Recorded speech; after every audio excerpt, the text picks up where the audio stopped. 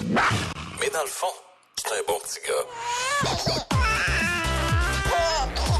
Daniel Saint-Pierre. On vous en parlait tout à l'heure avec Stéphanie Gendron qui a mis la table finalement à cette entrevue qu'on va réaliser à l'instant avec Annie Ouellette qui a une fille de 19 ans qui est autiste et la présentation du dossier finalement c'est que depuis quelque temps la famille remarque une forte réduction de services. On en parle ce matin au nom des parents d'enfants autistes et surtout d'enfants qui n'auront plus de services dans le système scolaire en raison de leur âge, c'est-à-dire 21 ans. Bonjour, Madame Ouellette. Bon matin, M. Saint-Pierre. C'est premièrement, on va se le dire, là, on va confesser ça en partant, de venir parler de ses affaires privées puis de ses affaires de famille, c'est jamais quelque chose d'intéressant. C'est la raison pour laquelle vous prenez la peine de dire que vous le faites non seulement en votre propre nom, mais au nom de tous les parents qui ont des enfants autistes ou nécessitant des soins particuliers à la maison. Absolument. C'est vraiment pas évident de venir mettre ses tripes sur la table comme ça devant tout le monde. Ouais. Mais à un moment donné, on n'a pas le choix, on doit le faire parce qu'on a beau crier à gauche, à droite, de faire des plaintes, mais malheureusement, il n'y a pas grand-chose qui se passe. Ouais. Parce que si on essaie de cadrer l'entrevue là au départ, oui. C'est que la problématique se situe dans le fait que tant que l'enfant est dans le système scolaire, il y a des services qui viennent avec. Lorsque l'enfant n'est plus dans le système scolaire, il y a plein de services qui sont carrément amputés, voire diminués grandement. C'est ça? Oui et non. Quand l'enfant est dans le système scolaire au niveau primaire, c'est un peu plus facile pour le parent qui travaille parce qu'il y a le service de garde qui est là. Donc, le parent, comme n'importe quel autre parent, a le service de garde pour les journées pédagogiques et parfois pour la semaine de relâche quand c'est ouvert. Bon, on connaît toute la poutine par rapport à tout ça. Où ça devient difficile, c'est quand on passe au niveau secondaire, où là, ben le service de garde n'existe plus. Oui. Alors, quand il y a les jours pédagogiques, et comme dans ma situation à moi, où ma fille ne peut pas s'occuper d'elle toute seule, j'ai besoin d'aide, moi, entre le temps où je pars travailler et qu'elle doit prendre l'autobus, et vice-versa en fin de journée. Donc, j'ai besoin de quelqu'un à la maison pour rester avec elle. Parce qu'Andréane ne va pas, elle, d'emblée dire, OK, c'est le moment que j'aille brosser mes dents. Oh, c'est l'heure que je mette mon manteau et que j'aille attendre l'autobus. Elle a toujours besoin de quelqu'un qui va lui donner le cue, si vous voulez. Si je peux m'exprimer comme ça. Alors, et bon, là, il y a au niveau secondaire, mais quand le secondaire finit, lui, c'est là où ça se complique. En fait, je vous arrête, Madame Ouellette, juste pour qu'on comprenne bien que vous êtes en train de nous décrire que plus le temps passe, plus on se dirige vers le petit bout de l'entonnoir. Exactement. Et ça, pour les parents, pour le parent que vous êtes et pour les parents qui se reconnaissent dans ce que vous décrivez, c'est extrêmement stressant, là. Épouvantable. C'est un mur qui nous attend. C'est le néant. On le sait pas. Moi, je ne sais pas qu'est-ce qui va arriver en juin 2018. Puis il faut comprendre aussi que c'est la pyramide inversée. Habituellement, plus son enfant vieillit, plus il gagne de l'autonomie, moins il a besoin de services. Dans votre cas et dans le cas de bien d'autres personnes, c'est que en vieillissant, il perd des services, mais ne gagne pas d'autonomie. Non, effectivement. Dans notre cas, c'est vraiment ça, parce qu'en plus, Andréane n'est pas apte au travail. Donc, elle ne peut pas aller sur des plateaux de travail non plus. Vous faites un lien direct entre la situation que vous décrivez ce matin et les coupures au ministère de la Santé et des Services sociaux sous Gaëtan Barrette. Comment vous l'établissez là d'une façon aussi radicale, si on veut?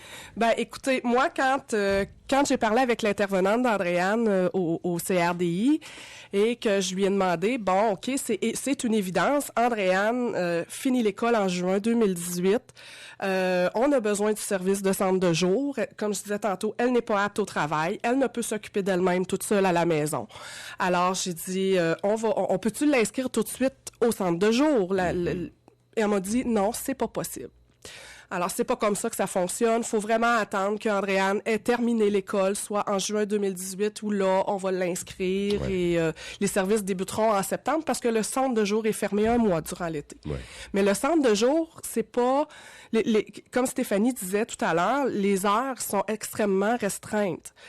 Et les services aussi, c'est du lundi au vendredi de 9h à 3h.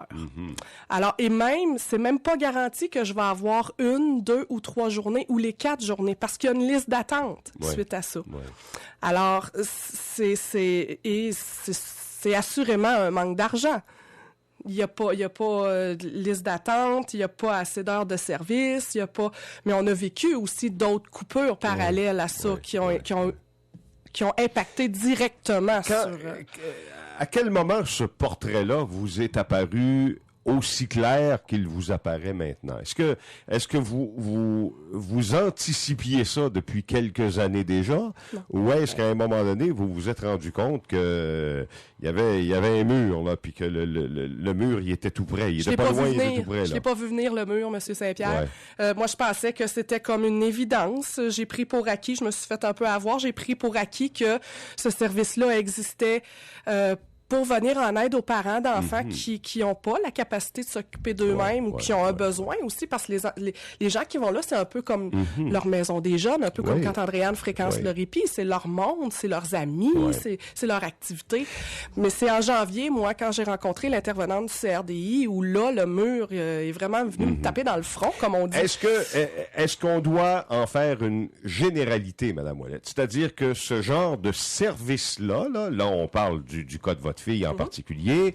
On parle des enfants autistes qui ont besoin de soins particuliers à des degrés divers, dépendamment du comment ils en sont atteints. Mais est-ce que de façon générale, il y a plein d'autres enfants qui, à un moment donné, enfants et parents, qui se retrouvent devant ce même mur-là?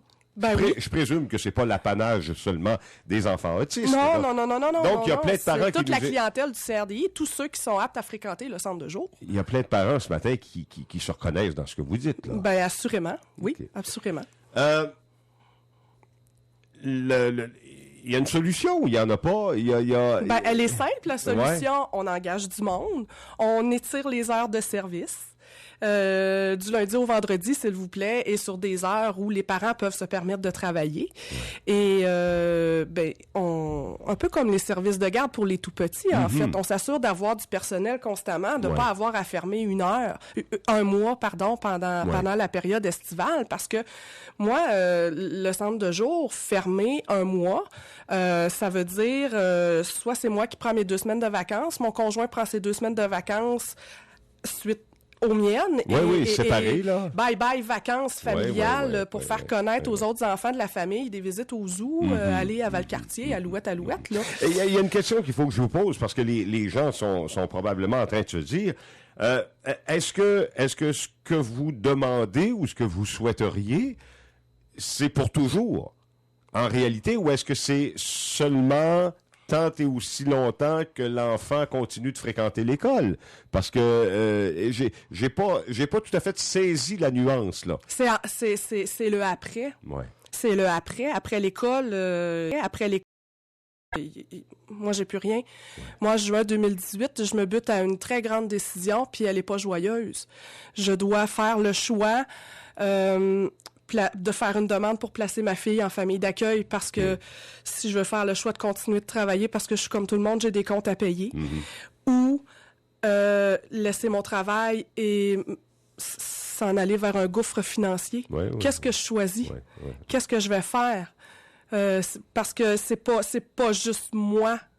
Si c'était juste de moi, la décision serait facile. Mais il y a des petits dommages collatéraux qui s'appellent Laurence, Roxane et Zachary, qui ont 21 ans, qui ont 7 et 10 ans aussi, qui sont liés à tout ça. Oui. Est-ce qu'il y a une association qui regroupe des parents comme vous? En fait, quel est votre rapport de force quand vient le temps de négocier? On va mettre ça dans un terme que tout le monde connaît. Quel est votre rapport de force? Est-ce que chacun des parents que vous êtes doit se battre individuellement, puis arrive dans le mur finalement chacun son tour, si on peut s'exprimer comme ça? Ce qu'on a comme parents à titre individuel, c'est le commissaire aux plaintes et le protecteur du citoyen. Bon, en 2014, j'ai eu affaire, mais pour un autre dossier, pour Andréane, mais pour d'autres coupures qu'on a subies. Mais sinon, on pèse pas lourd dans la balance, malheureusement. Ouais. Et malgré les recommandations qui sont faites par le commissaire aux plaintes, par le protecteur du citoyen, malheureusement, moi, en 2014, la situation que j'ai vécue, aujourd'hui on est en 2017, je dois malheureusement faire le constat que ça n'a rien changé. Il y a un terme qui est à la mode ces années-ci, c'est centre de jour. Est-ce que dans un cas comme le vôtre, il existe ce qu'on pourrait appeler un centre de jour? Ben, il existe, ce centre de jour-là. Ouais. Il est au CRDI actuellement. Mais les services sont de 9h à 3h l'après-midi, du lundi au jeudi, ou en tout cas, c'est 4 jours semaine. Okay. Et c'est à cause de la liste d'attente et de j'imagine, plein d'autres trucs administratifs. Parce que là, pour être sûr qu'on suit, là, quand vous dites le centre de jour existe, c'est le CRDI. Oui. Ça, c'est même une fois que l'enfant a cessé de fréquenter l'école. Oui, ça, c'est à la fin du parcours scolaire à 21 ans. OK. Donc il y en a un lieu qui existe où l'enfant peut aller. Là, elle existe. Oui. C'est les plages horaires. Exactement. Le personnel en place, j'imagine qu'il est insuffisant s'ils peuvent pas combler la liste d'attente. Oui. Ben, je vous demande, avez-vous déjà posé la question, pourquoi 3 heures, pourquoi pas 5 heures? Parce que 3 heures, qui finit de travailler à 3 heures? Ben, effectivement, c'est la question que je me pose puis que j'aimerais bien qu'on me réponde. Oui, effectivement. De votre côté, parce que je connais rien de vos affaires personnelles, est-ce qu'il y a la possibilité d'entrevoir un horaire travail-famille modulé, si on veut, selon les besoins des parents? Vous voulez dire par rapport à notre travail avec mon employeur? Ben ça, j'en ai aucune idée. Il faudrait que je m'assoie avec lui puis que je vois. Mais je sais pas, je peux pas répondre à votre question. OK. Politiquement parlant, est-ce qu'il y a des démarches d'entreprise? Avez-vous déjà rencontré Jean D'Amour? Puis on vous dit quoi? On vous dit que... Jean D'Amour, je l'ai rencontré en 2014 lors des coupures, là, les coupures de services qui étaient liées directement. Monsieur D'Amour, il nous a aidés. On a réussi à avoir une semaine de vacances, pouvoir partir avec les tout-petits en vacances parce que cette semaine-là avait été complètement annulée.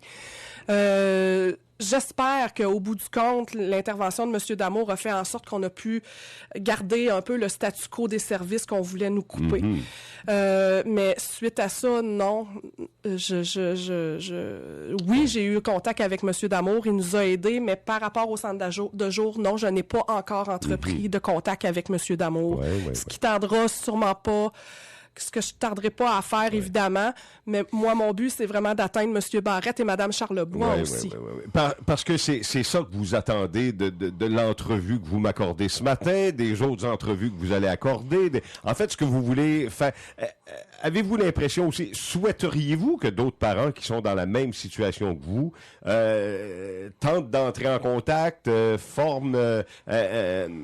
ne serait-ce qu'un mouvement de masse ou un mouvement de pression? Là, il y en a un tranquillement qui s'installe un peu partout dans la province. C'est Coalition Autisme Québec. Ces dames-là m'ont contacté. Alors, tranquillement, pas vite, on fait des contacts et elles ont déjà donné des entrevues à l'échelle nationale à Radio-Canada la semaine dernière. Alors oui, il y a un mouvement qui s'installe tranquillement. Puis moi, j'invite les parents qui se sentent concernés. Ce matin, n'hésitez pas, contactez-moi, contactez les gens de Coalition Autisme Québec. Avant de terminer l'entrevue, Mme Ouellette, c'est tout le temps important de rappeler ça à l'attention des gens qui nous écoutent, parce que souvent, les gens, ils ont le jugement facile.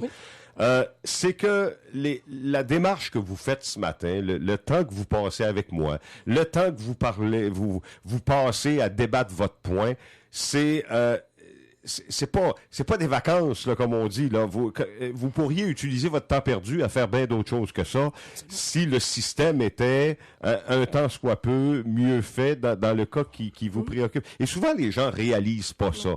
Pas ça. Non, moi c'est tout le temps, comme vous dites, que je passe à me battre. Parce que c'est continuellement ça. Quand on en termine une bagarre, il y en a une autre qui se pointe tout le temps. Ouais. Ça fait 19 ans que c'est comme ça. Et effectivement, ce matin, je suis pas au travail. Je vais devoir reprendre ces heures de travail-là. Des fois, on doit quitter les journées pédagogiques. Je dois m'absenter du travail. Ouais. Alors, c'est toujours ça. On est moins disponible aussi pour les enfants. Moi, ça s'est résulté par une dépression en 2014. Donc, je n'étais même plus disponible pour mon conjoint, mes enfants, ma famille. J'étais même plus disponible pour moi-même. Ouais.